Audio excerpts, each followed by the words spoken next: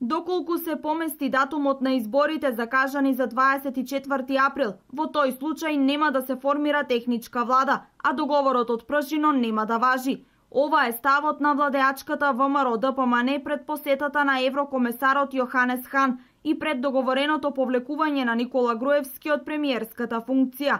Во изјава за новинската агенција Мета, портпаролот на ВМРО-ДПМН Иво Котевски нагласува дека оставката на Груевски е условена со датумот на избори. Политичката криза во која СДСМ ја втурна државата треба да заврши, а излезот од таа криза се токму изборите. Датумот е круна на договорот од Пршино и целта зошто е постигнат тој договор и доколку некој си поигрува со датумот, тогаш ја загрозува целта. Доколку нема датум за избори, зошто би била избрана техничка влада? Се зависи од договорот од Пршино, чија цел беа изборите, изјави Котевски. Од СДСМ не го коментираат ставот на ВМРО-ДПМН.